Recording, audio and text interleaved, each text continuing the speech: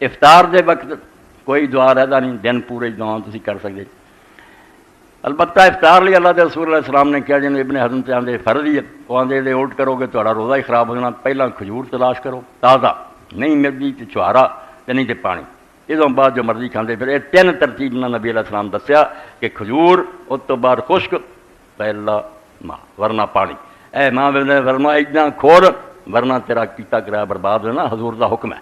نہیں لبا کوئی تو پانی گھٹ پیلا، بعد پھر جو مرضی کھانا۔ پھر تو رسول کریم علیہ السلام نے جو اس موقع سے دعاواں کیتیاں، انہاں چوں کوئی دعا روزہ کھول لگیا نہیں کی، کھول کے جب کھا پی لیا اسے پڑھیا اللہم لکا صومتو وعلی رزقک افطرت۔ یہ اندر بھی کچھ لوگوں نے علیک بکا منتو وعلیک توکلتو بھاڑ لیا، نہیں، بالکل اتنا ہی ہے۔ اللہم لکا صومتو، اللہ تیرے خوش کرنے واسطے میں روزہ رکھا سی، وعلی رزقک افطرت، اور دل کھولیا یہ بھی تیرا دتا رزق، ساری تیری مہربانی ہے، تو یہ کھانے نہ دینا تو اسی کتوں روزے کھول دے۔